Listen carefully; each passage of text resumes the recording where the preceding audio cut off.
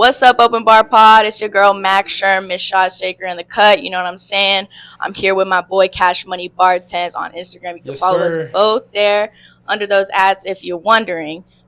So we're here by ourselves this week. We don't got no guest, as you can tell. There's been a lot that's happened in the last 3 episodes. You know, we're still trying to figure out how all this works, how we want to do things, what's our brand, what we're doing. So we're just it's been a process. So we're gonna kind of sit here with you guys and explain where our mind's been at, where we plan on going in the coming future, because we won't be uploading a video next week. Correct. We're gonna spend time with our families, as everybody should. Christmas. Yeah, exactly. Let's all enjoy ourselves. Take a break. Exactly.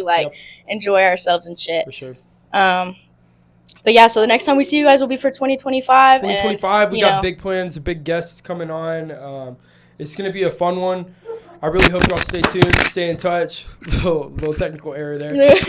I really hope y'all stay tuned, stay in touch, because me and Mac got a lot coming for you guys. We're going to be traveling a little bit. We're going to be interviewing some different people, knock out some people here in Littlefield, Lubbock. Got some guest bartenders coming on. Cheers to that. I'll be back drinking in 2025, maybe a little bit. No, it's going to be a fun one, guys. We got good guests on the way, a lot of emotion, and some good things happening. But yeah. I'll let Mac take it. A lot of, and I think over the next week or so, me and Cash are going to do a little get together, figure out where our little swing is. We've kind of had some problems. At first, I wasn't going to be co-host. I was just going to be a guest. Correct. Second episode, we just kind of popped out boom, what's up, Mak Sherm co-host. You know what I mean? Yeah, for sure. And we kind of just decided off the fly. We kind of Cash decided off the fly. I literally left his house after filming my interview and was you're you should just co-host. And I was like, yeah, fuck it, I'm down. I was like, fuck it. I was like, why not, bro? Mac's a bartender. She's baddie. We got a baddie on the podcast, bro. Why not have a baddie bartender on the fucking podcast that knows what she's talking about, dude? And it's it's honestly a good dynamic. You know what I mean? She's got the little bit more knowledge of dive than I do modernly right now, and I got a little bit more of the knowledge of craft than she does right now. So it makes a good blend. I think bringing her on as a co-host is super beneficial for the podcast. Just got to figure out our swing of things. Yeah, we're figuring it out. We're figuring it out. She's got a lot of good knowledge on a lot of shit I don't have knowledge on, and I do too. And this shit, like I said, this shit was this shit ain't easy either. No, it's not easy. So. Holy shit! Editing this kind of shit has been a process for me. I kind of had a little bit of knowledge in before, but it's definitely been a process. This last podcast, we uploaded it 5 hours late because. I had a little bit of issues. Huge fucking guests in 2025, though, guys. I'm telling you, me and Mac are doing God's work right now. We are grinding. We got some people that want to come on that are going to be fucking great for the podcast. Like I said, we're going to be traveling a little bit. A lot is going to happen in 2025, so we really want y'all to stay tuned and tap in, bro, because why not? We're bartenders. We're doing this for y'all. Yeah, exactly. And we're going to be planning this shit in advance, so it's not going to be so crazy. I know these last few episodes, like I said, I've just been a little bit wanky, but we're figuring it out. It's a process. We literally just decided that shit off the fly of our pants. We were literally doing 100%. My interview for a speed for John. We were literally doing that shit for Bartender to CEO. And then we were just fuck it, fuck podcast. Why don't we just make this podcast, bro? Fuck. So we both have so much to say, and we're so opinionated. Fuck it. Why not just tell y'all what we fucking think about the bar industry? Literally. And it's if people care, they care. You know what I mean? Yeah, 100%. We're doing but y'all are learning this. Yeah, y'all are learning this with us. Y'all are coming along this journey from day one, literally with us. So yeah, 100%. But anyway, so the point of this interview, we interviewed me, we interviewed another person. We kind of realized that, damn, all these new people that came in probably aren't going to know much about Cash. Cash has the biggest network out of everybody that's in this room right now. So it's we kind of just figured people know who Cash is, you know what I mean? But it's more people that are coming in aren't going to know about Cash, you know what I mean? We got to introduce the guy too. So, we had a little bit of testing with the interviews with Ava coming in, but now we're going to shine some light on Cash, see his accomplishments and stuff. Well, you've been doing this shit for year and a half? Yeah, I've been doing bartending, bar industry, service industry for a while now, going on. Damn, I got into the service industry when I'm 17. I'm 21 now. I was a busboy at Razoo's, and now I've been bartending full time for about a year and a half this year. Yeah. This is the only interview that we're gonna give the exception on the Rumble Yeah, shot, by the way. 100%, guys. Hold the accountability. Oh, we got an introduction. All right, we're gonna welcome onto the Open Bar podcast. Question mark. We're gonna welcome our boy Cash Money Bartends on Instagram. That's where you can follow him. Somebody that's done a lot in this industry. Let's go, Cash. Yo, what's up? Thank you for having me on, man. Thank you for having me on. No, we had to yeah. you guys for a second. Yeah, everybody's gonna get that interview. Once you get on here, you're gonna get the same treatment. We can't leave our boy Cash out of it. I got the same treatment, so we gotta give it to him. You know what I mean? This was a good plan. we had to do a little something. Guys, we hear y'all. We love the fucking comments on the bar spins, so we're gonna try and keep it going, even though this shit can be a little bit of a technical difficulty. We're they figuring like to it fall out. off the fucking mic. Oh yeah, But, mine's fat too. Yeah, it's honestly pretty funny. No. Yeah, bro. But yeah, like maybe when we get bigger, like somebody can create some like bar spoon microphones for us, so That's a good idea. don't have to fucking do Further this down shit. the road, that would be really nice. But yeah, Cash, okay, so your whole bartending journey started at Picosso's, right? Correct. My bartending journey did start at Picosso's, which is plug. That's where I'm at now. You catch me bartending at Picosso's right now. If you in the Lubbock area. Be there this weekend. Yeah, if you're in the Lubbock area. It did start at Picosso's. I was a server. I got hired as a server. And after a little while, I kind of see what the bartenders are doing. And I'm like, man, that shit looks cool. I liked the menu aspect of things. I liked the speed of service. And most important of all, I liked the creativity side of it. Because I feel like as a server, you're like passing out chips and salsa, you're giving tea, like 1, 2, 3 drinks. steps. Yeah, it's 1, 2, 3 steps. Like with a bartender, you can like create your own swag a little bit, which like as a server, they're not letting you do that. Oh yeah, for sure. So, You can get bartending is like it's Yeah. like you got to work your way up to that point, but once you get up to that point, that's like the point where you can. There's a very broad amount of things you can do with it. No, you know what I mean? Like you 100%. can't do as much waitressing or Yeah. waitering as you can bartending. And like they wouldn't let me bartend for the longest time, so I'm like, all right. I went and did what anybody would do. I went and lied on an application. I was like, man, fuck this shit. If I'm gonna be That's serving, a life hack. bro. I was like, I went and applied at this place. I'm like, man, I've been bartending 2 years. I didn't even realize it at the time. I thought I clicked the bartender application on Indeed. I clicked bar manager. And Oh, so shit. I get in there for the interview, bro. They fucking hired me. For dog. bar manager. They hired me. I got thrown into service well on Thursday, Friday nights, expected to know what a Negroni was, how to make espresso martini and a Cosmopolitan. I didn't even know how to pour. I didn't even know how to pour vodka soda. I've been pouring practice at Picosso's because I'd go back behind the bar and ask for the Exacto pour for you old heads who know what that is. Which I would go back there and I would just ask for it, pour, and then, my pour got okay, but I didn't know no fucking recipes. I didn't know nothing. I just got thrown in and failed. That's honestly the best way to learn, though. In this Yeah. industry, you could sit there and have somebody tell you this is how you make this is how you make this, but until you get up there and somebody asks you for it 13 times, you have to Google it 13 Yeah. times. You're not really gonna know. Yeah, that's true. That's how I had to learn fucking Chilton. That's the easiest fucking drink you can make. Yeah, You know it's what I super mean? And I quick had and to easy Google build. it a couple times before I For was sure. shit, that's how you make it. And now that's I wouldn't even have to think twice about anything that went into Back it. then, I didn't even know Lubbock was known for that. I go to these bigger cities and they're everybody wants to get on your head. They're like, oh yeah, you're from Lubbock. Oh, you know all about that Chilton, right? It's not bad. I'm They're not bad though. They're not bad though. Y'all be hating, but it's not bad. I'm not though. behind this. I'm not behind It's this. not bad though. I don't get the regular Chilton, but I get a strawberry Chilton, and It's I Tom don't like Collins with soda. vodka, guys. It's Tom Collins with vodka. Oh, true. I guess people don't really know what that is. Tom Collins with vodka, bro. This dude that created this is not a genius. He swapped one ingredient. Let's be for real. It's pretty fucking good though, but I don't get soda. I get Sprite. So it's No. literally not a Chilton at all. It's not a Chilton anymore. You're getting a dive bar margarita at No, this point. literally. Fucking strawberry marg, from somebody that's been bartending for 2 days. All right. Western Sun, this is not tequila. This is not tequila.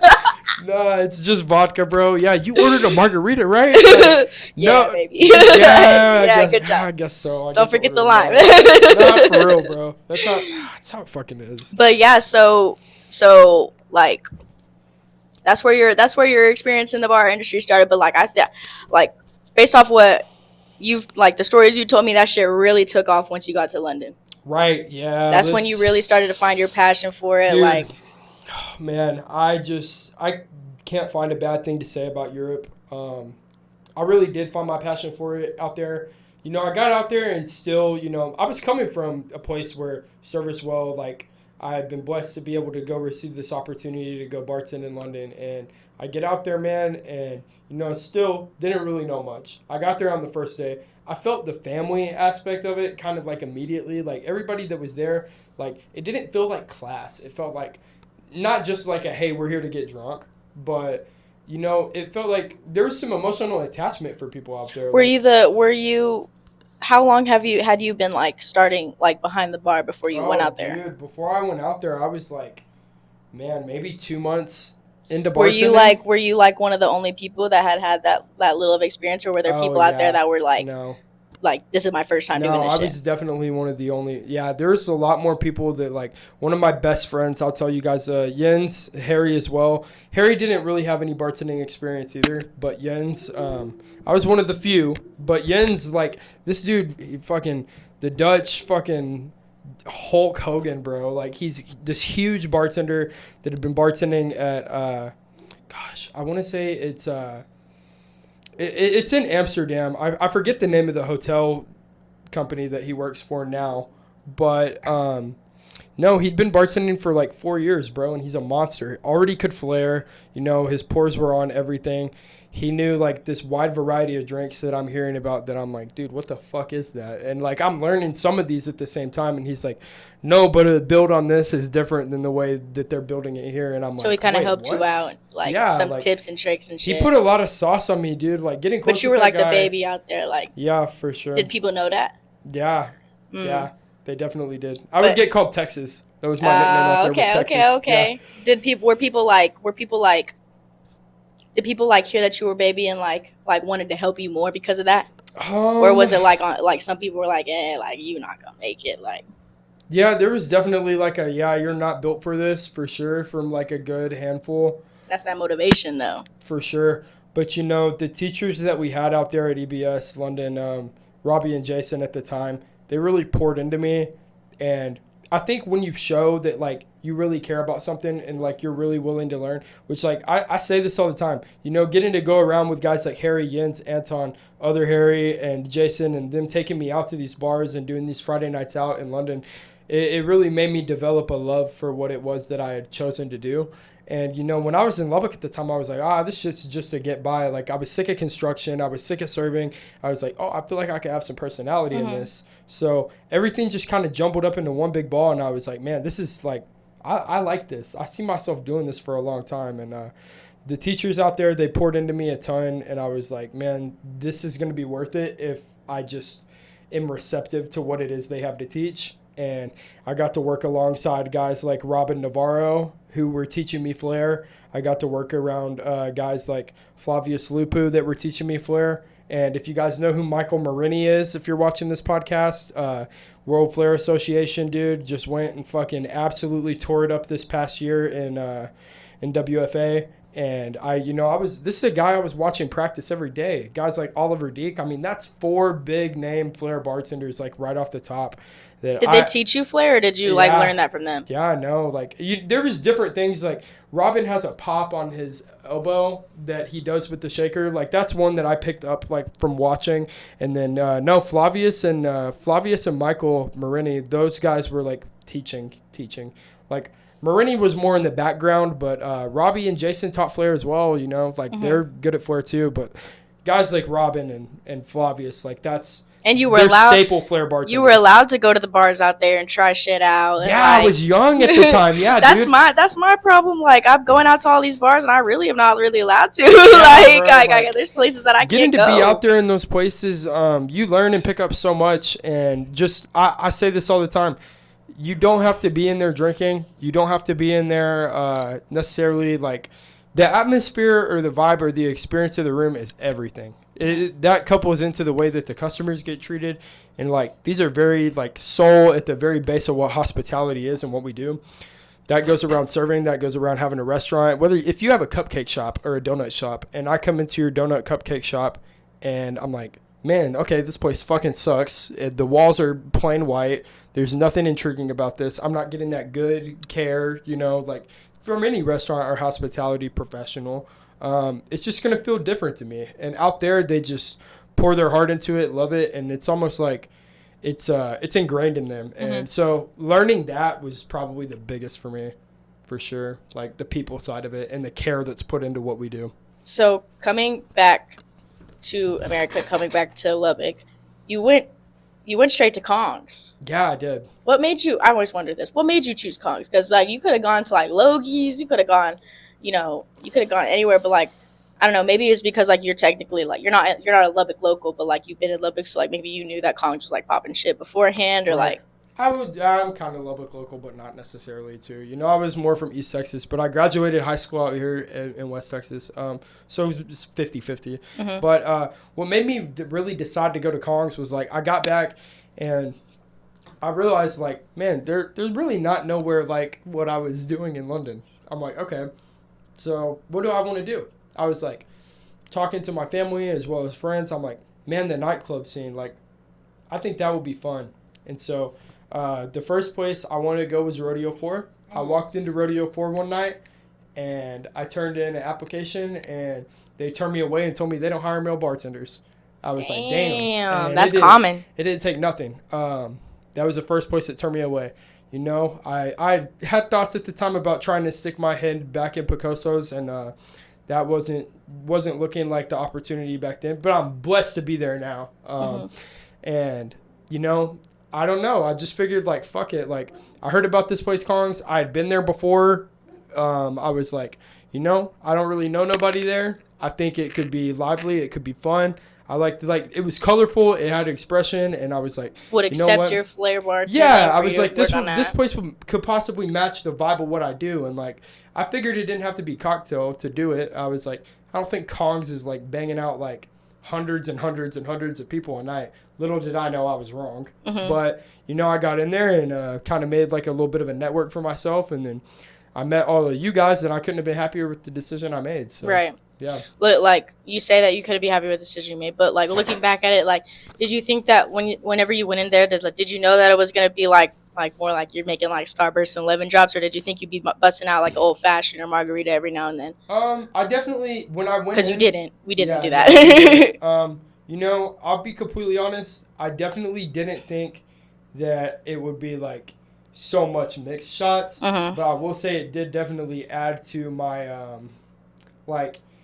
knowledge. Yeah, add to my knowledge and experience working there, because I felt like it was fundamental for me to have worked in a dive bar, because I feel like you should kind of be able to, like, if you're really a bartender, like, I feel like you should kind of be able to do like everything. Right. And I felt like I was able to do it. Would you ever dive back into the like nightlife like that side of the nightlife? Because you tend to like are drawn towards like craft bartending, but would you step back into somewhere like Fuego's, like where Clarissa works, or like, you know what I mean? If the timing was right, if everything called to be right, I think I would. Restaurant to me right now is like kind of helping me be a little bit more grounded in like my mental health and my physical health and my spiritual health. Because I'm not having as late hours. It's slowed down. Life isn't as fast.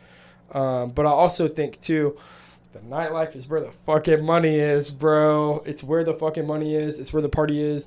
Honestly, it's where the network is. The network is out in the nightlife like crazy. I could say this when I was working at Greenlight Social, the network I built out there in Austin so quickly, the network that I built in Bishop so quickly in Dallas, getting to be in some of those places. The nightlife is popping in those places. And being a part of that nightlife definitely helps bring structure to your bartending resume. Oh, yeah. Yeah. It's very, like, I'd say, yeah, I get that. Like, Yeah. I'd say for like where you're at right now, just like knowing you personally, like if you like you're trying to like slow down and like figure shit out for a little bit before you take like the next big step, which I don't believe you want to talk about that right now, but like I know about it, so it's Right. like it's good for you to figure out like your biggest thing is trying to balance like life and Yeah, your yeah. I work. think that's definitely it, right? In the bartending world, I think mental health is a big thing. I think all of these things are like super It's easy to get huge. It wrapped up in is. the fast pace of it. It is. It's heavy. It can weigh on you. Some of the decisions you make, you don't know, can From like either side of the bar, it's just sting very you fast mentally. pace. Yeah, Like seriously. before like even if you're not working, like it's like you go out one night, you Yeah. wake up the next day and it's boom, you're ready to go out again, like before you know it. I realized after months of doing this, I had not necessarily grown apart from my family, but I just wasn't checking up on as much stuff. I Hmm. wasn't involved in as many things outside of the bar. I've lost like some of my personal hobbies and like things that I just purely enjoy and like to do. Like maybe that's running, maybe that's like spending time with my family, all of that stuff. And I was so worried about like I gotta make it, I gotta make it, I gotta make it. That where I'm at now, I'm not too mad about. Like you said, I do have bigger plans in the future. That involve getting back out of Lubbock and making a jump to somewhere bigger. Hopefully to be announced possibly in 2025. That could be interesting.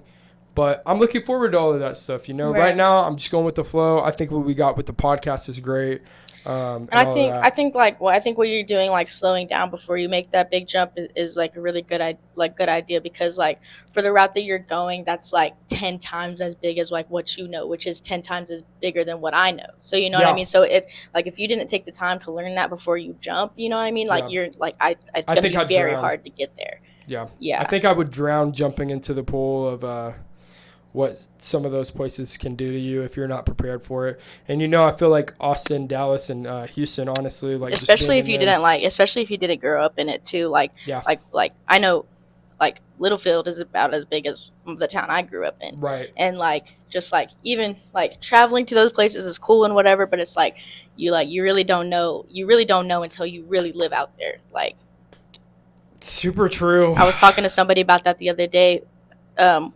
somebody that I plan to work for in the future, and they were asking me like why, because I have a couple opportunities as well that I won't speak on yet, just because like they're not really solidified. But they're asking me like why I'm waiting so long to like jump for those opportunities. And I come from like a population of 8,000. That's very different than like It's good to fucking slow yourself hundreds of down. Like, thousands. Like yeah, and there's so much to learn in this whole like game and world of bartending that I feel I haven't learned everything yet.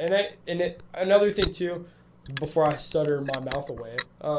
Another thing is like if you ever stop learning, then you should probably quit. And that's with anything you do. hmm And I feel like one, I'll never stop learning, but sometimes learning too much at once is just so much for you. And I hmm felt like I was just like out in these cities, dude. I was getting like you were bombarded with. trying you were trying I was to trying to like juggle everything at once, you're and you were trying to get it's there too hard. fast. Like Yeah, you were trying to get to your destination so fast that you weren't enjoying the journey. And I feel like take it from anyone, like yeah, no matter what industry you're in, like if you're not enjoying the journey, then there's no point in getting to the destination, because you'll never make it to the destination if you don't enjoy the journey. yeah. So No, you're just hundred gonna percent. burn yourself out, you're gonna get depressed, you're gonna feel like you can't do it.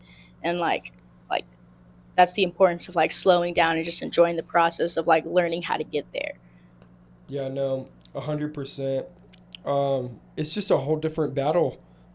These cities can eat you up and chew you up and spit you out, and I feel like that definitely happened to me.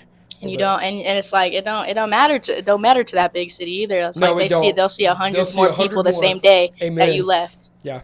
So Sometimes taking a step back isn't really taking a step back. Sometimes you're taking a step forward there's and no you such don't even things as realize step it. back. There's no such things as setbacks. Nah. Like the way I was telling Cash, like you like recently you were going through something like you like that big decision of deciding if you wanted to slow down or if you wanted to just push through and keep going. And I was I was just like, Cash, like either decision you make is not going to be the wrong decision. Right. There's one solid path. Like whether you believe in God or you don't believe in God, you have one path, and there's no wrong decision you can make. It's just the confusion of getting there. Yeah. That's true. Very true. Very true. Yeah. No, it's crazy. Yeah, we said we can like chill and like think of like the next, like I can always edit this out too, but like Yeah, no. I gotta think of like the next thing, like Yeah, no, 100%. um but yeah, and then so you I watched that whole process of you jumping from like bartending at Kong's and like becoming a GM at Kong's. You weren't a GM at Kong's for a long time, but pretty soon after you stopped being a GM at Kong's, that's whenever your speed rails journey started. Correct. Like I'm pretty sure like a couple days after like we kind of like solidified that Kong's wasn't opening back up. Right. Or no, I'm pretty sure it was still in question, and like I was calling you like, oh, I think Kong's is opening back up. You're like, I don't give a fuck. Like I'm going out here now. Like, Yeah, real estate agencies were letting me know what that was kind of looking like, and I was able to get in touch with the city and just find out all the things on my side correctly that I could do to help or speed up that process. And um, knowing not necessarily that I didn't do anything wrong, which I didn't. I didn't do anything wrong, but knowing that it was kind of inevitable what would happen, definitely gave me some clarity. And then when Speed Rails picked up the phone and called, I fucking answered. I was like, let's get it. Yeah. So they sent me a DM on Instagram after I'd like applied it was months back. I want to say it was like November I applied, and I get a fucking text in like March, April from this dude, bartender 2 CEO. I'm like, so did you apply even before you went to school? Yeah. Damn. No. Or like while you were in school? Yeah. It was while I was in London. I applied while in London. Damn. That's crazy. Yeah. Like you were out there like flipping bottles and shit. You're like, yeah, I can do that shit. Let's go. Like this is Kate. Like, it was more like I was just like, fuck it, bro. I want to get involved. I was like, because once I was out there, I like kind of seen the open doors of the industry, and I was like, fuck it, let's get it. Yeah. Easy way to like see your options. I want to say I applied around that time. I might be wrong. It may have been a little after, but by that time, I mean, I still hadn't been bartending long, so I was right. I just threw my hat in the ring because I was like, you come back to Lubbock, Texas, where nobody's flipping bottles and doesn't know more than an old fashioned or a margarita recipe. You kind of are like, damn, I might be in a small percentage of people that actually know something in this area. I could go compete for my like 806 for my area. I was Represent. like, it'd be cool. And so that ended up getting the chance to happen. I went out there with fucking shout out Ava on the last podcast. If you didn't watch it, go watch it. If you didn't watch it, go watch Vibes. it. Vibes. I went out there with Ava, and shortly before I went out there with Ava, I was just investigating because I was already ready to get out of like the big or like the small town. And so I went out there early and met with just a friend that I knew. I was like, I'm going to investigate the bar scene and just go knocking on doors and talking to bar managers. And so I was already doing that a little bit. And in the time I was doing that, I met this dude, Jared Beal. Shout out Jared at Parliament. That is the fucking that's one of the Dallas that's who competed goats, with you bro. and Ava, right? Yeah. He's one of the Dallas goats, man. And I brought him on the team after we met once at Parley, and we just talked, and it was a fucking blast, dude. And then I met him again with Marcus, and dude, the speed rail shit is just like unbelievable how quickly and so much it changed my life. And I am forever grateful to John Pittman and Matthew Pierce and the people who are involved in that company and what it does for that. Let me ask you something as like an OG like speed rails like member. Like I noticed that not too OG, but not too OG, but like I'm OG very early on in there. Right. Like I noticed that like with speed rails people, it's like a lot of you guys like keep coming back to compete. Is it like it's like low key like an addiction, huh? Like knowing that like that little community and like being involved with your people, and it's like that little competition. It's almost like playing football in the backyard on Thanksgiving. It is. That's a really fucking good way to put it. It is an addiction. I would say it's addictive in like a family way too, because like it's like Thanksgiving backyard football. Like I want to see all those people again. Like and it's like we get together and throw the ball. Like a friendly competition. Like nobody's upset with Not each other. Always. Like I would love to stomp a hole in Marcus's ass for the one time in some bar competition, and I still want my ones with Weto and Rome, but.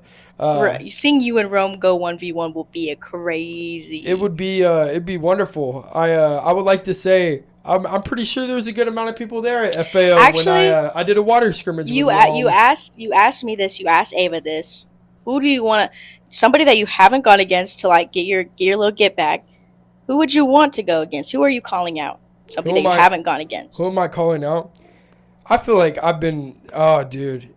I hate to fucking say it to myself, but like I want one more match before I go in there and get Wedo. I want Wedo at some point, but damn, bro, if you're seeing this, low key, Alan, I think I could beat you, bro. I think I could beat you. I'm not gonna lie to you, Alan. I want the fucking smoke. The battle of the last names, motherfucker. Your last name's the same as mine. Y'all did good in Dallas. I forget that y'all have the same last name. That would be crazy. Price versus Price. Yeah, I would love to get in there and go That's against so Alan. cool. Alan's solid, bro. He's bartending with Wedo at La Reunion as well, and got a lot of respect for him. I think he's very good at what he does. Hell I yeah. would love to go in there and get the smoke with Alan. That'd be an interesting one. Hell yeah. Yeah, for sure. No hold back. No hold back. I got a couple people I'd call out, but I'll save one for you. I'll just put one out there. Yeah. John Pittman, I love to smoke y'all. Oh, that would be that would be one for the books. Yeah. Has John gone against anybody in speed rails at all? Like just for the fucks of it? I think he's done a relay. Yeah, I think he's done a relay. I should go and see what that's like. Yeah. I don't think I've ever seen John bartend. I just see his skits. He's different. He's a different beast. Different beast in the same animal. Nah, John's that guy, bro. I'm dead. Speaking of people like John, that are big in the collaborative space, I've gotten to be around some really cool people as well. Speed Rails was very neat, but the places that Speed Rails took me, I feel is bigger than Speed Rails, and that's John's main mission with that shit, bro. Is like it should be a thing, just like a fun thing that you can you can break off and do your own thing. Though. Yeah, too, and it builds and it gets so many opportunities out there for you. And so being in Dallas, I touched on that very quickly. I got to go work some pretty dope guest shifts with a guy that I have so much love for at High Fives in Dallas off Knox and Henderson. Chase, I got to go work with Chase some. That was absolutely wonderful. Casablanca was very neat. I got to go to Portland this year for PDXCW, Portland Cocktail Week, and I met some really cool people at Double D's. I say that opportunity was brought by Speed Rails, but it was and wasn't. I wouldn't be in the big city without Speed Rails. But me and Wedo one night were like, hey, I hear not just a bartender, Chris Levette, and Cocktail Man, Dan Onevsky, and the Liqueur 43 competition stuff is happening in Dallas, and so these guys were guest shifting at Double D's, and I was like, oh, bro, we gotta pull up. And then we see High Proof Preacher is gonna be there, that's Jordan, I'm seeing all these people are gonna be there. I'm like, these guys are the biggest in the space. So me and Wedo just were like, fuck it, let's pull up and get some drinks. And I ended up having conversations with some of these guys that I just we just connected, bro. And I met one of my very best friends now, Mike, there at Cocktail Complex on Instagram. I say that every time I say his name, and I will never know why. I always have to shout these dudes out on Instagram. But y'all should go show some love. These guys are also badass at their craft. All four of those dudes are absolutely wonderful at what they do, and they crush. And have also been very inspiring to me as well. Getting to talk to Chris was absolutely wonderful. Have some drinks made by Chris and Dan. That was very neat. These guys are big in this space and, are very respected at what they do. So any chance that we got to talk to them, we definitely took as learning. But I would say I would call Jordan a friend now, honestly. Jordan's someone that I feel like I can reach out to, and, we'll always talk to each other. Mm-hmm. And love that dude just as well, Mike. And, Chris has given me some feedback on stuff too. And those guys are just, like I said, they're the best at what they do. And it's very cool to be able to feel like I can at least reach out if I have questions. So that's very neat. Yeah. Oh, yeah. Which tap into all those guys' socials, please. But, yeah, I don't know. The Speed Rails community brought along stuff like that. And especially for me and Wedo, being 21, it's not stuff that I ever imagined happening so young in the industry, choosing to do this at such a young age.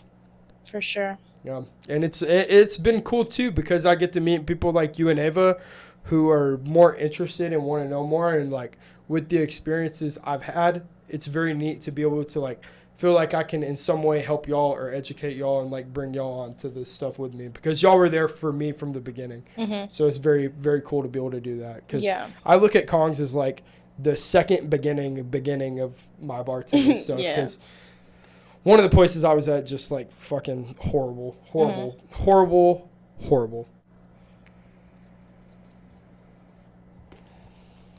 First of all, what's your favorite drink to make?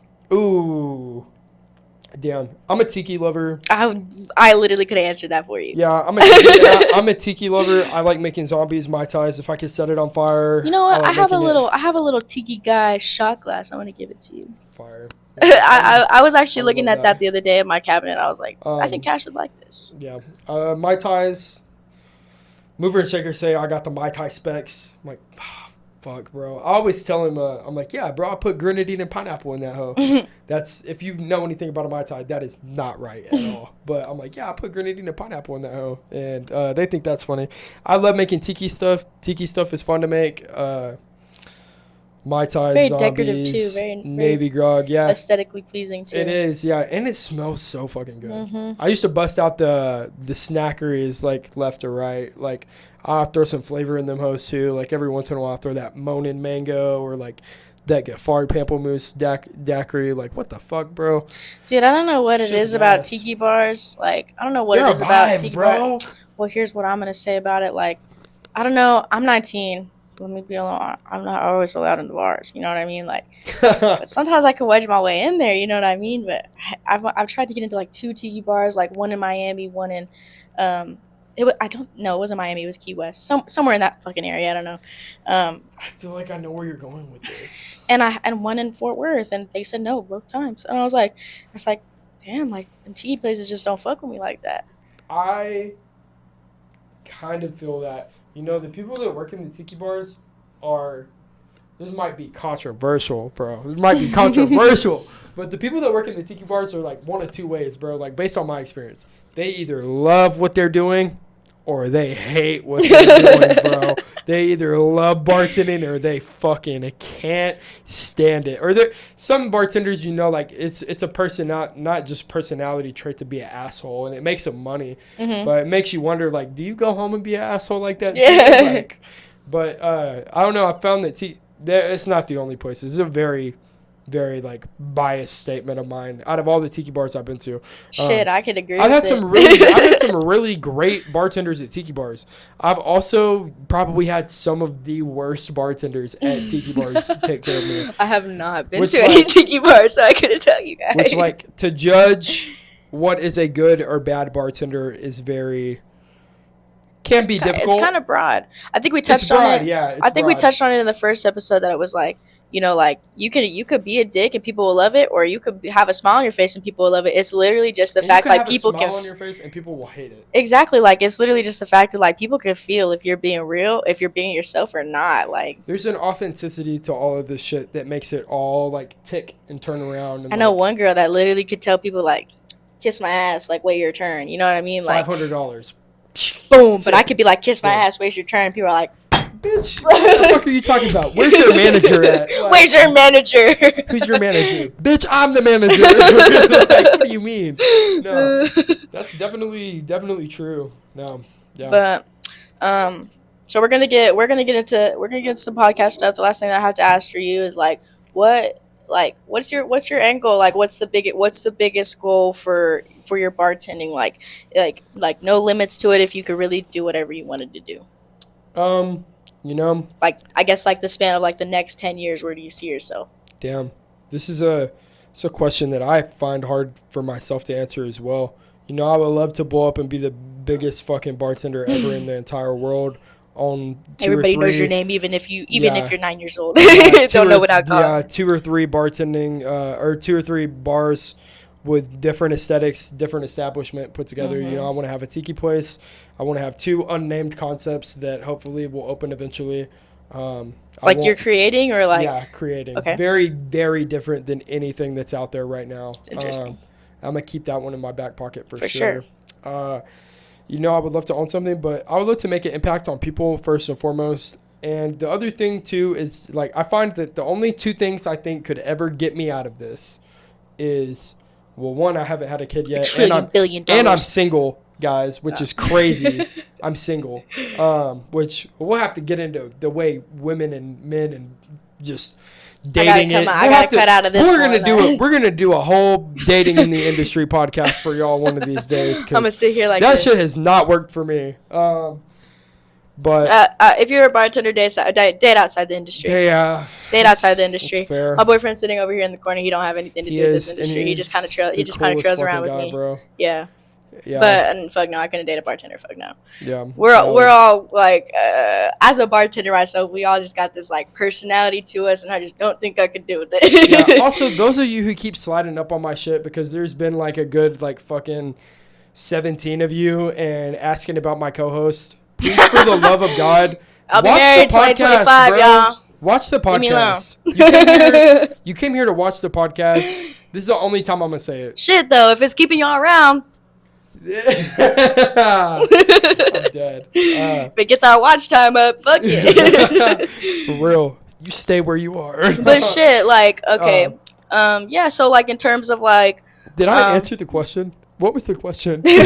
where you see yourself like big end game in terms of the question, right? You know, I feel like the only two things that could ever pull me out of the podcast, or like not the podcast, but bartending in the podcast industry. is forever. We're gonna be podcast during this bitch no like drop a shot. I have a serious love for baseball. I really do, and high school sports, college sports. That's something that I feel coaching one day could be a possibility, maybe way down the road. Shit, if you got bars making you money and doing it yourself, like where you don't got to step in that bitch, like fuck it, you know. I wouldn't mind coaching. The other thing have the being, best of both worlds. I love singing. I don't know how good I am. I heard you busted down in karaoke at Wiggle Room. You was rizzing up that shorty with I don't know what song you were singing, but you was rizzing her. I miss her. No, I'm kidding, bro. I'm kidding. No, you watching this, baby? Text her. No, if you're watching this and your name starts with a B, you should text me. We're gonna let that one sit. Edit that out. That's crazy. I'm over here like. If you're watching this and your name starts with a B, text me. I'm waiting. No, I'm just kidding. Enough of that. No, I'm just kidding. Did you say crazy work? Crazy work. We got to talk about that, actually. I never got updates on that. Not now. Next. Now my feet are out. But her feet are out. I can see them. Yeah, my feet are out. I'm too. Oop. No, I'm just kidding, bro. My feet are sweaty. Like fucking, I'm wearing my Uggs, so like I had to like let them air out. Hell yeah. I guess, you know, if that was your closing question, then yeah, I guess that's the only two things that get me out of the industry: coaching or singing, maybe down the road. Not stuff I'm worried about. I love what I do, so like, I think bar owning and doing more in the bar scene and bartending industry, you know, it's like I really do have a pure love for this and taking care of people. So I feel like this is something that I'll stick with for a long time. Oh yeah. And I'll never be fully out of the industry, I don't believe. Even married at 60, 70 years old, this is something that'll always have a part of my life. But to touch on more of the podcast stuff, Mac is a co-host now, guys. Mac's sticking around. It's fucking dope. I'm gonna be out here. We're glad to see it. We had Ava on last week, and guys, we got some pretty interesting personalities coming on. I would say our next podcast, nobody's done it. Nobody's done the next, like, 2025, guys, January 4th. The person that we're interviewing for that part of nightlife that we're trying to like bring light to, just so perfect. So perfect. Like, has probably seen it all. Like, seen it all, has so much experience. And then I would say that the interview after that is just another fucking banger, dude.